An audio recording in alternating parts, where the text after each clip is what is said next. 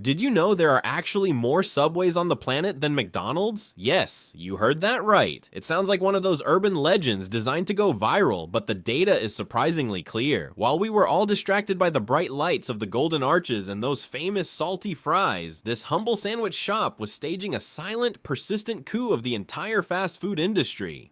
We are spilling all the tea today on how a single shop, started by a teenager with a big dream, managed to take over every single corner of the globe. You might think you know the story of the sub, but the sheer scale of this expansion is genuinely mind-blowing. We're talking about a level of ubiquity that most luxury brands can only dream of. How did they become the background noise of our daily lives, appearing in gas stations, malls, and even those tiny rural towns where you wouldn't expect to find anything but a post office? It is a wild ride, and we are just getting started. It isn't just about the turkey breast or that signature unmistakable smell of freshly baked bread that seems to permeate every airport terminal in existence. No, the secret sauce of their growth is a strategy so aggressive, so relentless, that it's almost scandalous. We're breaking down the journey from one tiny shop in Connecticut to a massive empire of over 40,000 locations. Think about that number for a second. 40,000. That's more storefronts than some countries have people in their smallest towns. It wasn't just luck, it was a calculated, fierce push to occupy every available square inch of commercial real estate. They made it so that you couldn't turn a corner without seeing those iconic green and yellow letters. It was a sandwich-themed takeover that happened while the rest of the world was looking the other way. Every single day, thousands of hungry customers line up for their favorite sub. A huge part of this global success was the eat fresh obsession that gripped the world. For decades, the fast food landscape was a grease-soaked world of burgers and deep-fried everything. Then came Subway, positioning itself as the healthy alternative. Was it a genius PR move or the ultimate celebrity-style makeover? They convinced a whole generation that eating a massive foot-long sandwich was basically the equivalent of a health hack. It was a complete vibe check for the entire industry. They tapped into a deep-seated global desire for something that didn't feel like a guilty pleasure, even if the reality was a bit more complicated than the marketing suggested. The stats that back up this growth are truly shocking. While other fast food giants were taking their sweet time, meticulously planning each new flagship, Subway was popping up in the most random places imaginable.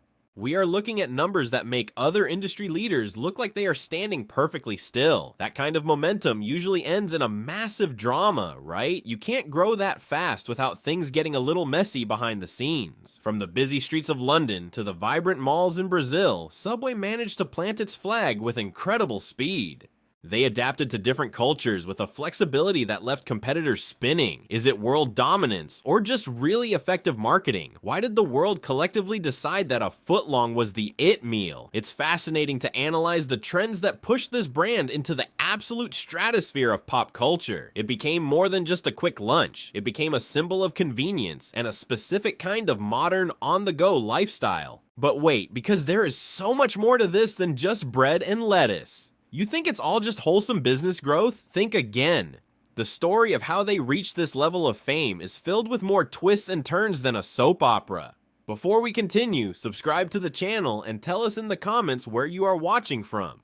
We're talking about a narrative involving unexpected investors like Peter Buck and the drive of Fred DeLuca. You won't believe the stories hiding behind those storefronts. We are about to pull back the curtain on the founders and the scandals that nearly brought it all down. Stay right there because we are diving into the heart of the empire.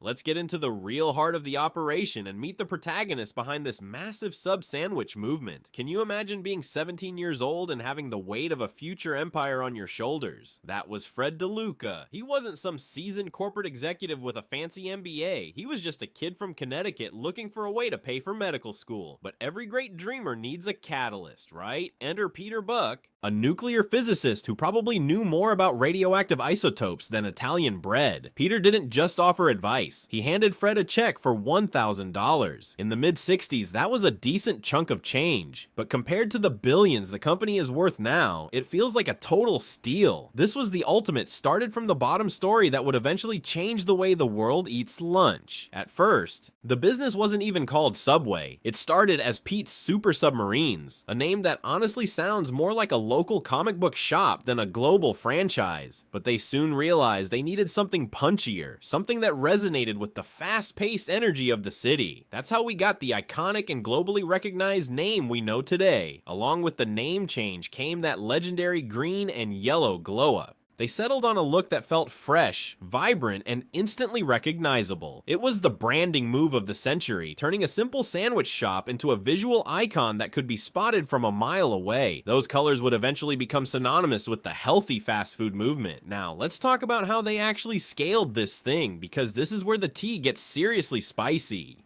While giants like McDonald's or Burger King were charging franchise fees that could make your eyes water, sometimes requiring millions in liquid assets, Subway went in the opposite direction. They decided to make it incredibly cheap and easy for regular everyday people to open their own store. This was the pay-to-play strategy that essentially democratized the fast food business. If you had a few $1,000s and a dream, you could be a business owner. This low barrier to entry was a massive win for the little guy, but it also set the stage for some serious internal drama down the line. It allowed the brand to explode in numbers. This aggressive expansion was unlike anything the industry had ever seen. Fred DeLuca didn't follow the traditional rules of territory protection. In his mind, the more stores, the better. He didn't care if there was a Subway on one corner and another one right across the street. This rapid-fire opening strategy meant that thousands of stores were popping up simultaneously. But you can imagine the tension this created, right? It started a sort of sibling rivalry between store owners who were suddenly competing for the exact same customers in the same neighborhood. This Subway versus Subway war became a defining characteristic of the brand's growth. Owners were often frustrated, feeling like the company was cannibalizing its own success just to see that store count ticker go up. You have to admire the sheer ambition Fred had from the very beginning. Back when they only had 1 or 2 shops, he told everyone he wanted 32 stores in 10 years. People thought he was absolutely crazy at the time. That sounded like an impossible goal for a kid selling sandwiches, but Fred had a relentless drive that wouldn't let him quit. Peter Buck's scientific mind helped structure the logical backbone of the expansion, even if he left the day-to-day hustle to Fred. Together they formed a powerhouse team that balanced risky ambition with calculated investment. This partnership proved that sometimes the most unlikely pairings produce the most explosive results. Little did those early skeptics know, Fred was just warming up for the main event. He was laying the groundwork for a franchise model that would eventually colonize every food court and strip mall in existence today. The green and yellow sign became a bright beacon of freshness in places where healthy options were usually non-existent. But as the empire grew larger, the cracks began to show and the massive drama was just getting started. But guys, even the most massive empires hit some seriously weird and controversial bumps in the road, and Subway is absolutely no exception to that rule. We really have to talk about the massive elephant in the room that had the entire internet losing its collective mind a few years back. Do you remember when the news broke that an Irish court officially ruled that Subway's bread wasn't actually, well, bread? Yeah, you heard that right, because the sugar content in the recipe was so high, it legally fell into the category of confectionery or cake. Basically, for years, we were all walking around eating giant savory cake sandwiches and calling it a healthy choice. The memes were absolutely endless. And it really put a massive dent in that eat fresh image that Fred DeLuca and the team worked so hard to build over decades. Can you even imagine the look on the PR team's faces when they saw those headlines hitting the front pages? It was total chaos, and just when you thought the bread drama was enough to sink a ship, enter the infamous Tuna Gate. This was a mystery that had everyone on Twitter acting like they were lead private investigators on a high-stakes crime scene show. There were massive lawsuits and independent lab tests claiming that the tuna being served wasn't actually real fish. People were spiraling online, asking questions like, if it's not tuna, then what on earth have I been eating all this time?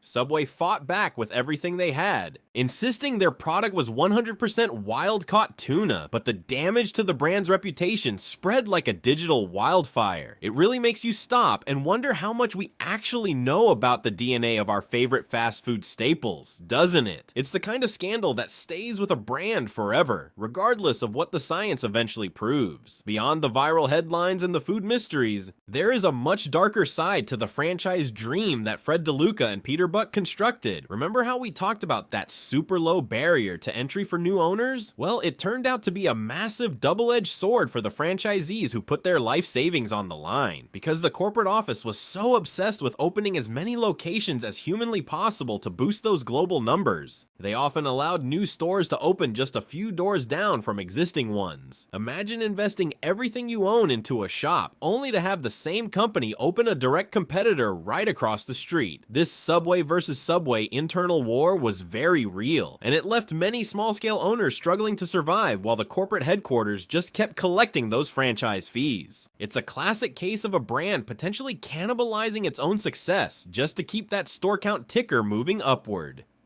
Social media has been absolutely ruthless about this aggressive expansion too. I mean, how many times have you scrolled past a post saying something like, "I literally saw 3 different Subways on one single block today, what is actually going on?" It became a running joke that you couldn't walk 10 feet in any major city without hitting a green and yellow sign. But the biggest, most devastating blow to the brand wasn't about sugar or store locations. We absolutely cannot ignore the massive PR nightmare involving Jared, the longtime celebrity spokesperson who was the face of the brand for years. His shocking downfall was one of the darkest chapters in the history of fast food.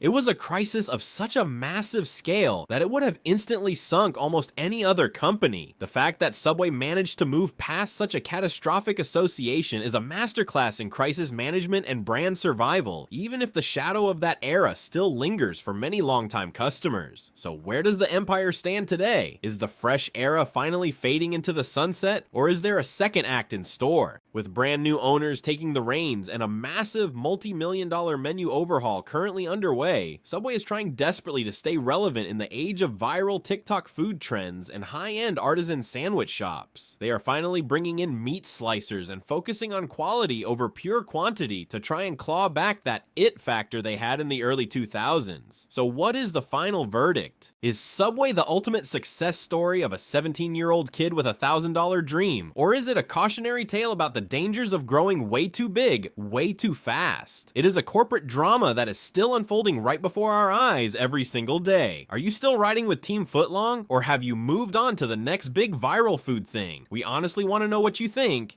So drop a comment below and let's get the debate started. This sandwich saga is definitely far from over, and we will be right here to see if they can truly reclaim the throne. Stay